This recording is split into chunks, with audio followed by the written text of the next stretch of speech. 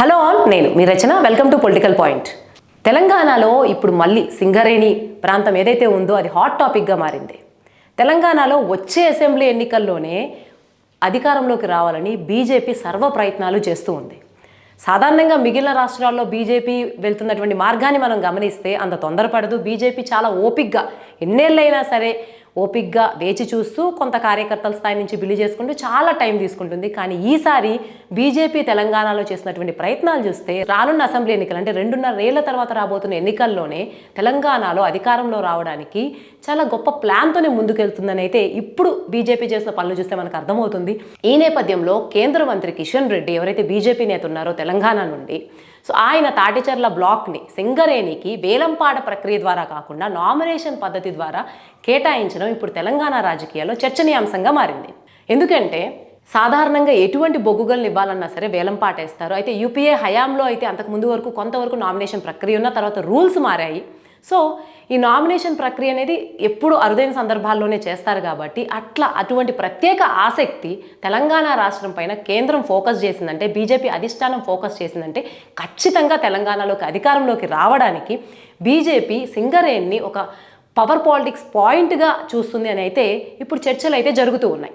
BJP అసలు ఎందుకు ఈ సింగరేణి ప్రాంతం మీద ఫోకస్ చేస్తున్నది అర్థం కావాలంటే సింగరేణి యొక్క భౌగోళిక సమీకరణాలని అలాగే రాజకీయ సమీకరణాలను కూడా మనం కొంత అర్థం చేసుకోవాలి. సింగరేణి బెల్టు పరిధిలోకి ఉమ్మడి కరీంనగర్, వరంగల్, ఖమ్మం, ఆదిలాబాద్ జిల్లాలు వస్తాయి. సో వీటిల్లో ఏవైతే ఈ పరిధి ఉందో ఈ పరిధిలో 12 అసెంబ్లీ స్థానాలు, 4 పార్లమెంట్ స్థానాలు ఉన్నాయి. సో ఈ బీజేపీ గనక రానున్న అసెంబ్లీ ఎన్నికల్లో అధికారంలోకి రావాలంటే ఈ ప్రాంతంలో పట్టు సాధించడం బీజేపీకి చాలా ముఖ్యమైన విషయం. సో తాజాగా సింగరేణి వాళ్ళు సమ్మె ప్రకటించడం కావచ్చు, కొంత అసంతృప్తి రావడం కావచ్చు, అన్ని నేపథ్యం. అలాగే అంతకుముందు కిషన్ రెడ్డి దగ్గరికి ఎవరైతే ఈ సింగరేణి బెల్టు పరిధికి చెందినటువంటి బీజేపీ నేతలు ఉన్నారో వాళ్ళంతా వెళ్ళి సో సింగరేణికి ఈ బ్లాక్ ఇవ్వడం వల్ల, ఈ తాటిచర్ల బ్లాక్ ఇవ్వడం వల్ల జరిగేటువంటి మేలుని వివరించడం, ఇది బీజేపీ రానున్న అసెంబ్లీ ఎన్నికల్లో అధికారంలోకి రావడానికి ఎలా లాభపడుతుంది అంతా కూడా వివరించడం వల్ల కావచ్చు. ఏదేమైనప్పటికీ కిషన్ రెడ్డి దాంతో కన్విన్స్ అయ్యారు. తర్వాత మోడీకి అదే విషయాన్ని చెప్పారు. మోడీ కూడా దీనికి సానుకూలంగా స్పందించి మొత్తానికైతే తాటిచర్ల బ్లాక్ని సింగరేణికి నామినేషన్ ప్రక్రియలో ఎటువంటి వేలంపాట లేకుండా కేటాయించారు. సో ఇప్పుడు ఈ క్రెడిట్ అంతా కూడా బీజేపీ తీసుకునే ప్రయత్నం చేస్తుంది.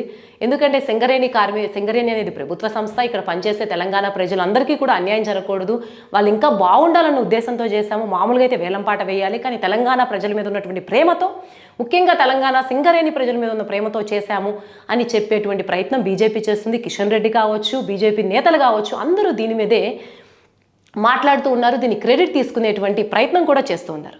అలాగే తాజాగా జరిగినటువంటి తెలంగాణలో జరిగినటువంటి చాలా పరిణామాలు మనం గమనిస్తే నితిన్ నబీన్ పర్యటన కావచ్చు, 2-3 బీజేపీ జాతీయ అధ్యక్షుడు తెలంగాణ రాష్ట్రానికి వచ్చి ఇక్కడ చాలా పార్టీ ఆఫీసులు ఓపెన్ చేసి ఒక కార్యకర్తల సభ పెట్టి అలాగే వాళ్ళు పనిచేసేటువంటి దాని మీద ట్రాకింగ్ సిస్టమ్ కూడా ఏర్పాటు చేసి ఒక బలోపేతం చేసేటువంటి వ్యూహాలు రచించారు. అంతకుముందు మోడీ తెలంగాణకు వచ్చారు.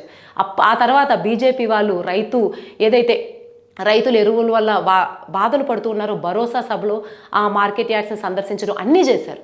సో మోడీ వచ్చినప్పటి నుంచి కూడా ఈ పర్యటనలు కానీ బీజేపీ బలపడాలనేటువంటి వ్యూహాలు పెరిగిపోతున్నట్లయితే స్పష్టంగా కనిపిస్తూ ఉన్నాయి. సో ఒక్కొక్క అడుగు అయిన తర్వాత ఇప్పుడు ప్రాంతాన్ని ఫోకస్ చేసేటువంటి స్ట్రాటజీకి అయితే బీజేపీకి వచ్చింది. ఎందుకంటే ఈ 4 ఉమ్మడి జిల్లాలో కేవలం కరీంనగర్లో తప్ప ఎక్కడా కూడా బీజేపీకి పట్టు లేదు. సో ఇప్పుడు మిగిలిన ప్రాంతాల్లో పట్టు సాధించడం, వచ్చే అసెంబ్లీ ఎన్నికల్లో విజయం సాధించడానికి బీజేపీకి చాలా కీలకం. సో అందుకే బీజేపీ ఈ తాటిచర్ల బ్లాక్ని ఇచ్చింది అనేటువంటి చర్చ, అనేటువంటి విశ్లేషణలు అయితే వినిపిస్తూ ఉన్నాయి. అయితే మరి బీజేపీ ఇంత స్ట్రాంగ్ నరేటివ్ని బిల్డ్ చేస్తూ ఉంటే అంతే స్ట్రాంగ్గా కాంగ్రెస్ కూడా దీన్ని గమనిస్తూ దీనికి కౌంటర్ ఇచ్చే ప్రయత్నం చేస్తుంది.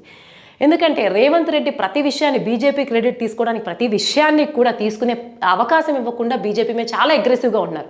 బీఆర్ఎస్ కన్నా కూడా బీజేపీనే ఆయన ప్రతిపక్షంగా చూస్తున్నటువంటి నేపథ్యం మనం చూడవచ్చు. ఎందుకంటే బీఆర్ఎస్ నేతల మీద కన్నా కూడా బీజేపీ నేతల మీద, ముఖ్యంగా కిషన్ రెడ్డి మీద కావచ్చు, మిగిలిన వాళ్ళు ఎక్కువ విరుచుకుపడుతూ ఉన్నారు. అలాగే ఆయన కౌంటర్ ఇవ్వడం, లేఖ రాయడం, కిషన్ రెడ్డి కూడా అంతే స్పోర్టివ్గా తీసుకుని వెళ్ళడం, ఇవన్నీ కూడా కాంగ్రెస్ కూడా చాలా సీరియస్గా ఉంది బీజేపీ మీద అన్న పరిణామాలను స్పష్టం చేస్తూ ఉంది. ఈ నేపథ్యంలో తెలంగాణ ఉప ముఖ్యమంత్రి, ఇంధన కార్మిక శాఖ మంత్రి బట్టి విక్రమార్క కూడా ఒక ప్రకటన చేశారు. అదేంటంటే ఇప్పుడు వచ్చి తాటిచెర్ల బ్లాక్ని సింగరేణికి ఇచ్చి ఇదేదో మేమే చేశాము, మా వల్లే తెలంగాణ ప్రజలకు ఏదో జరిగిపోతుంది, ముఖ్యంగా సింగరేణి కార్మికులు లాభపడతారనేటువంటి క్రెడిట్ కార్డు తీసుకోవాలని బీజేపీ ప్రయత్నిస్తుంది. కానీ అసలు ఇదంతా ఇప్పుడు జరిగింది కాదు. మా యూపీఏ హయాంలో 2013లోనే దీనికి అనుమతులు ఇవ్వడం జరిగింది. కానీ పర్యావరణ ఇతర అనుమతులు ఇవ్వకుండా, సరిగ్గా ఆ మైనింగ్ ప్రక్రియకు అనుమతులు ఇవ్వకుండా దీనికి అడ్డుపడింది బీజేపీ.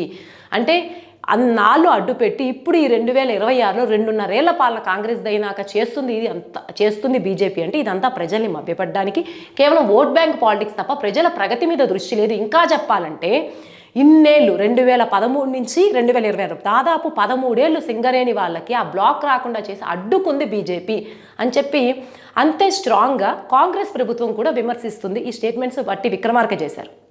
సో ఓవరాల్గా ఇది బీజేపీకి లాభిస్తుందా, ప్రజలు ఎవరిని నమ్ముతారు ఈ వాదనలో అంటే, ప్రజలు ఎవరైనా సరే తమకు లాభం ఎవరి వల్ల జరుగుతుంది, ఎవరు తమకి ఒక సంక్షేమ కార్యక్రమాలు లేకపోతే తమకు ఉపయోగపడేటువంటి ప్రణాళికతో వస్తారు అన్నదే గమనిస్తారు. కాబట్టి ఇప్పుడు సింగరేణిలో అయితే బీజేపీకి కొంత ఓట్ బ్యాంక్ పెరిగేటువంటి అవకాశం అయితే ఉంది.